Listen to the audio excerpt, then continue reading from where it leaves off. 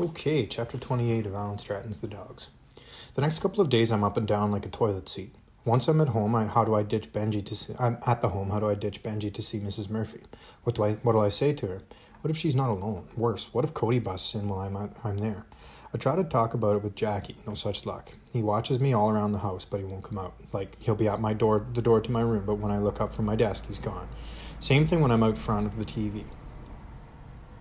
He'll be staring at me from behind the leather armchair in the corner, but when I go over to flush him out, he's vanished. What's the deal, Jackie? I whisper, low enough so Mom won't hear. I'm doing this for you, you know. If you didn't want me to, why did you send me that dream? Maybe I'm being too harsh. Hearing me talk about this stuff must be hard for him, especially if the closest he can get to facing the truth is to send me a dream. By Tuesday, Mom's asking me why I'm so jumpy. What do you mean? I'm fine, I say. As if. But time's weird. Wanting to meet Mrs. Murphy felt like forever. Or waiting to meet Mrs. Murphy felt like forever. But suddenly it's after school Wednesday and I'm heading to the home with Benji. He goes on and on about school and teachers and parents and girls and basically whatever's passing through his head. He just opens his mouth and words come out. That's mean, but I wish he'd shut up so I can concentrate on what's coming. At the end of a couple of blocks, we get to a large property with a fancy sign that says Wolf Hollow Haven, a community of care. So this is it, Benji says. I hesitate. You think Cody could show up? Benji sighs. Relax. Cody mainly comes on weekends with his grandparents on account of when he's alone, his great-grandma asks him to take her out of the home with him. I've heard her begging in the hall and in the social room. It's pretty embarrassing. Don't tell him I told you. He'll kill me. But it makes him cry. Cody cries? Somehow that makes me feel better. We walk up to the circular drive. The home's more or less modern, meaning it's not new enough to be fresh or old enough to be haunted. On the left, there's a gated garden with picnic tables and chairs where families can sit with their relatives when it's sunny. You have to punch in a code to open the gate, like at all doors, Benji said. That's to make sure the crazy ones don't wander off. How do you remember the codes? Easy, they're posted right near the keypads. When people are demented, they don't make the connection. I shiver. Will I ever be in a place like this? I can hardly imagine being 20, let alone 90. What about Mom? What about Grandma and Grandpa? Benji keys in the code, the glass doors slide open and we step into the lobby. Not bad. The ceilings are high, there's lots of light and potted plants, also a reception counter with a sign-in register, flowers, and a deep orange tabby that apparently goes by the name Mr. Muffin. Hi, Brenda, Benji says to the receptionist as he signs in. You again, Brenda teases. So what's up at school this week? Not much. This is my friend Cameron. I'm going to introduce him to Grandpa. His grandpa may want to come here. You might like to see this, Brenda says and hands me a brochure. Thanks. I fold it in two, stick it in my back pocket, and go to sign in while Benji pets Mr. Muffin. Wait, if Cody comes by, sees my name, and wonders what I was doing here? Like Cody's really going to read the sign-in register. Don't be stupid.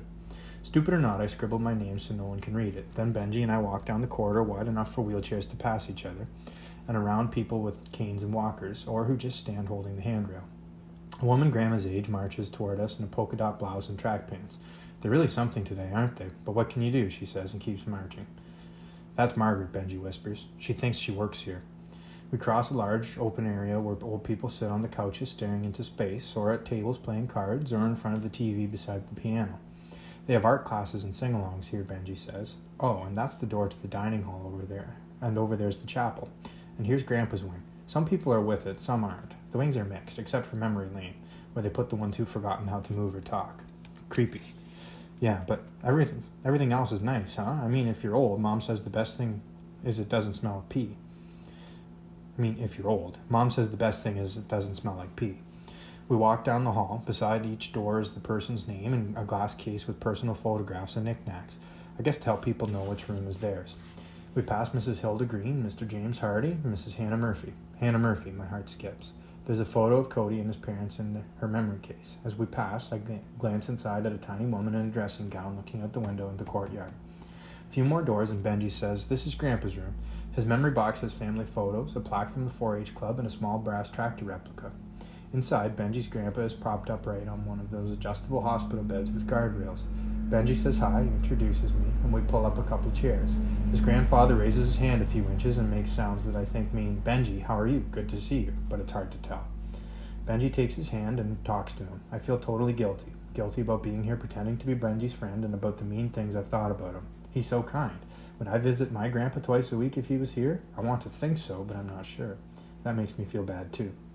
After a while, even Benji runs out of things to say. We sit there with him and his grandpa just looking at each other. At last his grandpa makes a sound. TV, Benji asks. His grandpa raises a finger, which I guess means yes. Benji takes the remote from the night table and clicks on the TV at the end of the bed. Now's my chance. I think it's probably time for me to be going, I say to Benji. Thanks for bringing me around. Sure thing, Benji says, switching channels. Don't forget to sign out. I won't. I turn to his grandfather. Nice to meet you, Mr. Dalbert. His grandfather makes a sound. I'm not sure what he's saying, so I just smile and nod. Bye, then. Yeah, bye. See you tomorrow, Benji said, his eyes glued to the sports channel. I back out of the room into the empty corridor and walk towards Mrs. Murphy's room as quickly as I can. At her memory case, I get a panic attack. What am I doing? What if anyone finds out? Like who? Benji's glued to the TV. He'll be there for the next hour till his dad arrives from work. What about staff? I'm signed in. If anyone sees me, they'll think I'm a visitor. What if Mrs. Murphy tells? Who says she'll even remember? Anyway, I can give her a fake name. But what if Cody shows up? What are the odds? Benji said he only comes on weekends. How would Benji know? It's not like he's here every day. Seriously, Cody would kill me. It's not worth it. Back out. No, this is the only way to know if it was Mrs. Murphy's cousin in the dream. If it was, the dream was real and there are 3 dead bodies in the attic. What's more important than knowing that? I knock gently and step into Mrs. Murphy's room. Chapter 29. Mrs. Murphy turns in her chair. Her hair is white and her face is covered in lines, but she has a square jaw and bumps on her forehead, like in the bugle photo. What do you want? She snaps. Bad temper sure runs in the family. I don't want anything. I just came here to talk. She grips the cane on her lap. Who says I want to talk? I'm a friend of your great-grandson, Cody, I lie. Cody? A light goes on and she's all smiles. You're a friend of Cody?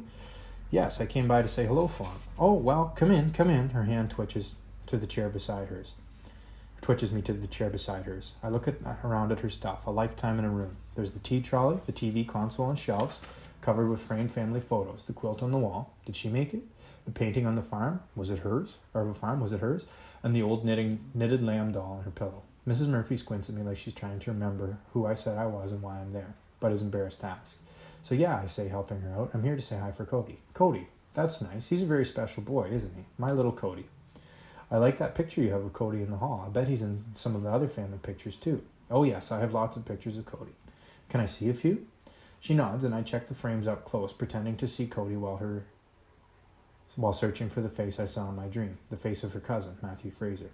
He could be in one of those grainy, washed-out color shots from the early 60s or in a black and white photo from when he was a kid.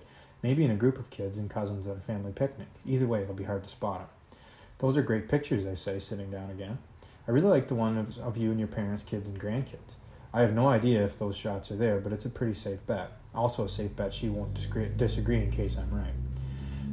So many children, Mrs. Murphy nods happily. So many children. With all those children, you must have had a lot of cousins. Oh yes. Can you point them out to me? I'm afraid my eyes aren't so good anymore. I have another way to fish. I have a favorite cousin, I say casually. Did you have a favorite cousin? I expect so. My favorite cousin is Aaron. Can you tell me yours? Yes. Who? Mrs. Murphy pauses. Oh, you know. She winks as if she's told a joke and she looks at me like it's my turn to say something. Why doesn't she say Matthew's name? Maybe she can't remember and doesn't want to let on. I throw her a clue. I hear you had a really great cousin called Matthew.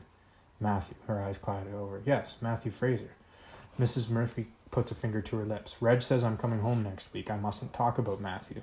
Reg, the name of her husband in the Bugle, but I'm pretty sure he's dead. Does Mrs. Murphy think she's in the county sanatorium?